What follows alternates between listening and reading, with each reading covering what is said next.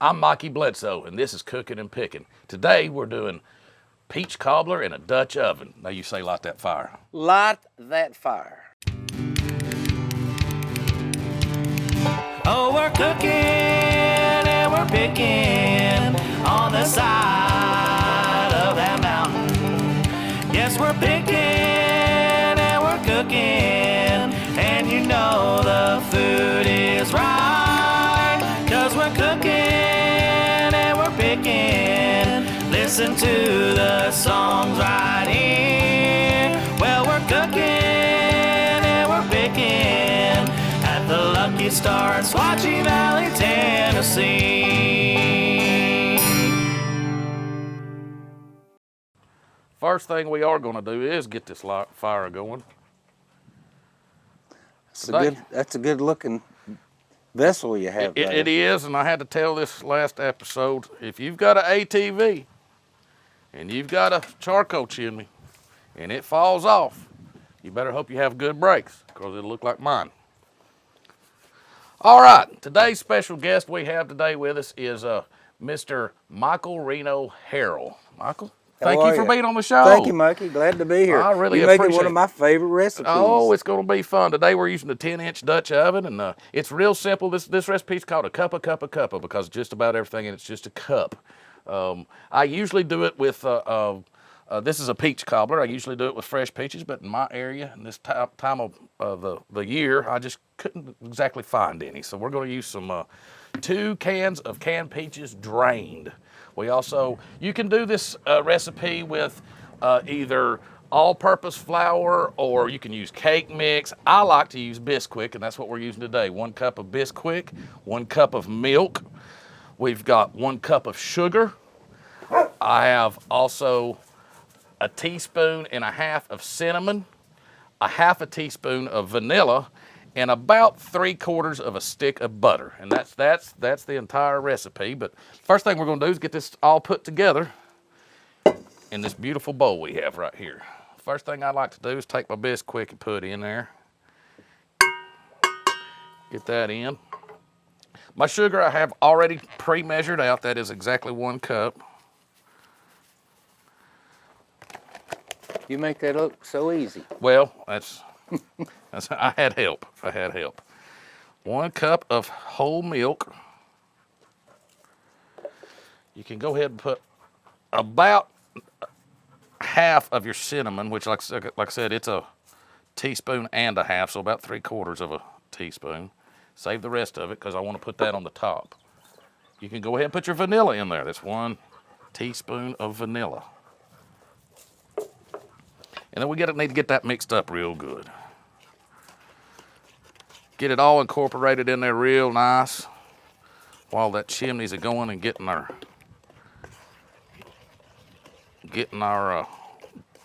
charcoals good and hot for our fire. Try to get all your lumps out that you can. I don't have one of them fancy tools. Then what do you call them? A whisk?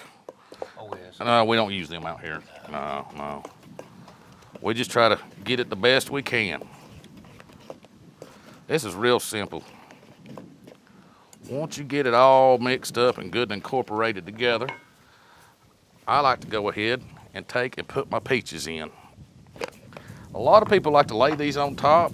I just go ahead and mix them in. Get them all incorporated in there real good. That way they all get all that vanilla and cinnamon all over everything. And I believe I could eat that now. Well, I don't know if I'd do that or not. Now, might be a little bit rough on you. Now, all we have to do is wait on our charcoal to heat up, and we'll be ready to get started.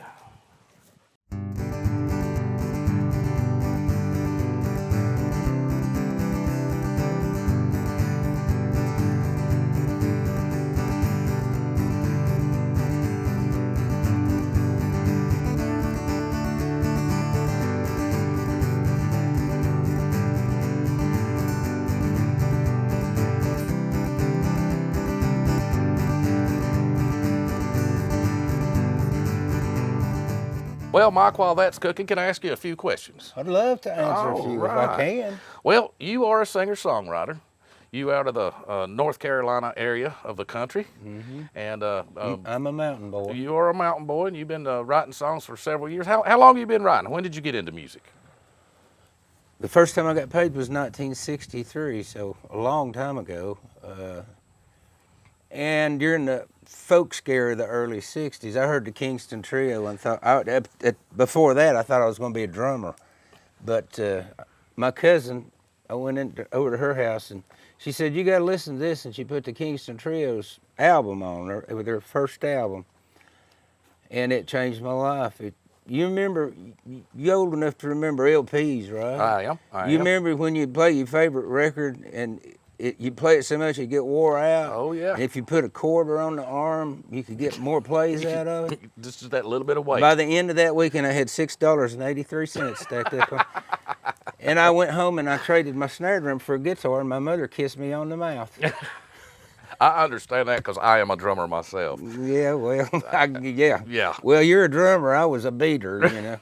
But no, that's how I got started. And back in earlier times, in the folk boom, as they called it back then, you sort of had to sing real, what they call field hollers and all that folky stuff, you know. And then Bob Dylan kicked that door open and everything changed. And it was singer-songwriters after that, Buffy St. Marie and Tom Paxton and all those kind of people. So I started trying to write songs, and you know them little notebooks, spiral brown notebooks about that big? Oh, yeah. I used to carry one in my shirt pocket thinking a song would just appear in it. I wore out a dozen of them, I'd open them every day, no songs. No. But finally I started, my first song I managed to rhyme blue eyes and your thighs. Oh, it was wonderful. Yeah. But lyrical genius. Yeah. But as time went on, you know, I was determined I was going to figure it out. So after about 50 years, I sort of got to where I could get by with it, you know. And you're also a visual artist. Yeah. I've always drawn, and my day jobs, when I've had day jobs over the years, have been art related. I was an art director for a big sign company in Baltimore, Maryland and stuff, but I never did portraits or anything especially. And then my first recording came out in 1995, and about the 4th or 5th CD, I thought, well, I'll do a self-portrait. And I drew a picture of myself. Somebody taken a picture of me on the stage at Merlefest. And I thought, well, I could probably draw that. And so I did that, but I didn't do anything else for a long time. I just dabbled at it occasionally. And then when the pandemic came, you know, we all, you know too. Oh, yes. We all went underground, you know, and I wrote some more songs and some stories and stuff. I'm a storyteller also. And then ran out of ideas, and I just thought, well, I'll draw something. And I just reached in my pocket and had my granddaddy's old pocket knife. I opened up a couple of blades and let them stick up, and I drew that about that big and put it on Facebook. And somebody said, would you sell that knife? And I was like, no, I wouldn't sell the knife, but I'd sell the drawing. And it turns out that's what he was interested in. So I just started drawing stuff, put it up on Facebook, and people would buy it. And like when John Prine died, I did like 9 John Prines, you know, and I've done Guy Clark and all our heroes, you know. Yeah. All those people, and I lots of commissions, a lot of grandchildren, stuff like that. Well, it's about time to check this cobbler out and see what it's looking at, and also need to do some rotating around because the wind is blowing bad, and I don't want our temperatures to get off on us. So what you do is you turn it about a quarter one way, and then we'll turn the lid about a quarter the other way after we look at it and see what it's looking like. Oh, that's looking good. It's starting to get there. Ooh. Then you turn the lid that way, see, and now it's an even cook all the way around. Smelling good. Oh, it's a getting there. It takes it a minute. I am gonna. I love Dutch oven cooking. You got it going on. I got into this years ago. Did you get into this through smoking? I did. Smoking meats? Kind of. I got started doing side dishes or something? Side dishes and things. And I had a buddy of mine that showed me a dish called a heart attack in a pan, which we've done before. And I started doing it, and it was a real simple. And this is another one of the simpler ones that I learned. And since then, I got watching a lot of my heroes, cooking heroes on the YouTubes and such, and it's grown and grown, and Well, my that's sort of a recipe books. that's sort of a whole culture now, isn't it? This kind It of is. cooking. It is. It is. There's a lot of guys that take the old chuck wagons out and they load them up and go Yeah. out and do a lot of cooking and things. Yep. And I like to watch a lot of those guys, and I get a lot of recipe ideas from those guys. And another thing I do is I take my mama's old recipes and my granny's old recipe, and then I tweak it, make it mine, and do it outside. Yeah, man. Well, that's one thing I like I'm to all do. about it. One I got coming up I'm wanting to do is my mama's meatloaf, but I'll wrap it in bacon and smoke it on that smoker.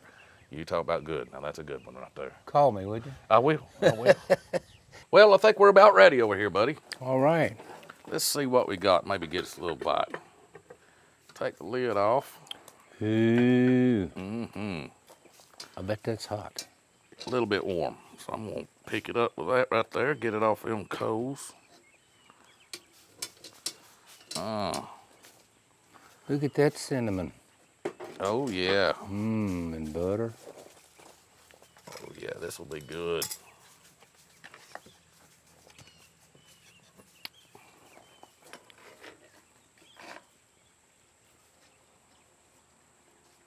Oh, yeah. Hot. Hot, hot. That's a little bit warm.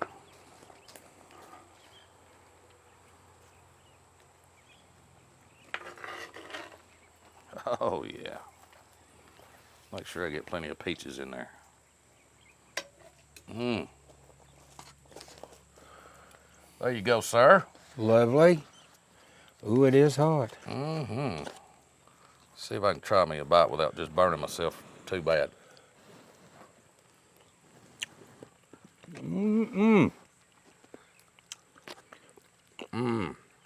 Oh, mommy. It turned out wonderful. And that's how you do peach cobbler in a Dutch oven. Well, would you like to play us a song? Why not? I understand you've got a song about a peach. Let's head to the stage and see what you got. Sounds good. All right, buddy. This is the Lucky Starr Event Venue, located right here in beautiful Pikeville, Tennessee. We can cater to any event you may have, such as weddings, birthdays, baby showers, and music events, and much more. If you're interested, please contact us at 423-762-3097. Do you play music or are you a songwriter? Did you know that there is a professional recording studio right here in Pikeville? Schultz Recording Studios is a state-of-the-art recording studio in a custom-designed facility to make your talents shine. Call us today to book a session and get your fire burning. Schultz Recording Studios, 678-231-7348. Welcome back, ladies and gentlemen.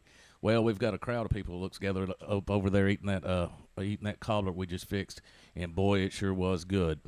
We're over here at the stage, as you can see, and Mr. Michael, you said you've got a song about some peaches. Well, it's a type of peaches. Well, I tell you what, I'm going to let you have the stage. You tell us a little story about it, and if you don't mind, play us a little tune. I'd love to. Oh, thank you very much, sir. Thank you much, Mikey. You know, my old buddy Chris Schultz right back there behind that camera, we've known each other since high school, and that's been a long time ago back in Morristown, Tennessee. Well, Chris and I started doing documentaries a long time ago with a 16-millimeter camera. And somebody said, you know, you ought to do a documentary on Southern culture. Well, it's hard to do a documentary on Southern culture and not get into the moonshining business. Well, we didn't know much about moonshine at that time, so we thought we needed to do some extensive research. And so we did. We went all over East Tennessee. We went from Cosby, Tennessee, up to Gatlinburg, and from Gatlinburg over to Greenville, and from Greenville to Johnson City. Researched hard for about 3 months. And quite frankly, we don't remember any of it. However, we did discover this one particular item that I thought was just marketing genius. We found this substance, and what it was a quart mason jar, and inside that mason jar were 2 peeled peaches, and then filled up with East Tennessee moonshine, and then the lid screwed on there, and you let that age, 20 12 or 14 minutes. And it takes on the taste of that peach. Ooh, and they call it peach moonshine. Well, I thought marketing genius because it's that much alcohol that you don't have to produce. And if you're lucky, maybe you could get your girlfriend to drink it. And I thought anybody that intelligent had to be female, and sure enough it was.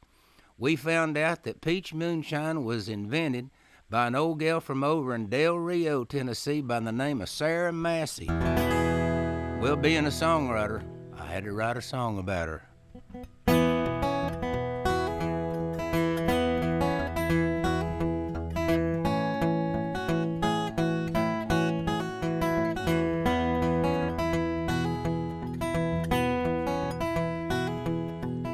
Sarah in the holler, Sarah on the hill, 40 pounds of sugar and a 30-gallon still.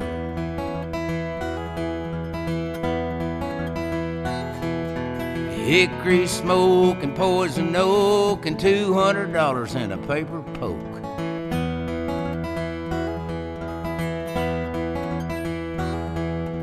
25 cardboard boxes, that's 300 mason jars, and it's why there ain't no back seat in the back of Sarah's car.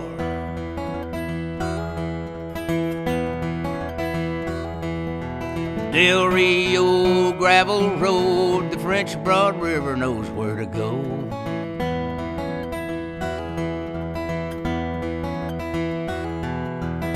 Sarah, she cans peaches just like her mama taught her.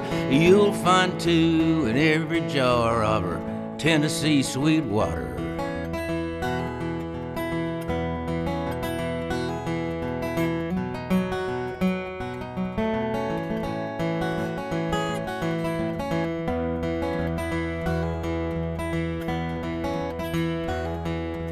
Asheville before daylight, Knoxville late at night, once all the way to Memphis in the broad daylight.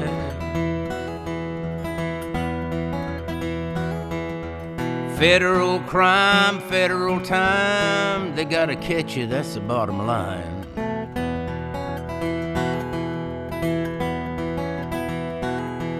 Yes, Sarah, she cans peaches just like her mama taught her, and you'll find 2 in every jar of her Tennessee sweet water.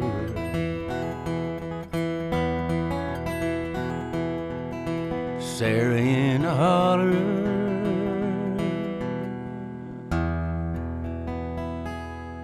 Sarah Massey from Del Rio, Tennessee. Well, ladies and gentlemen, that was Michael Reno Harrell. I'd like to thank you for being on the show today. It was a real treat. I tell you what, I had a great time. What a beautiful spot you got here. I appreciate it. Hey, check him out at michaelreno.com. Is that right? That's it. Please check him out. And remember to like, subscribe, comment, share, and keep your fire going. Until next time, this is Cookin' and Pickin'.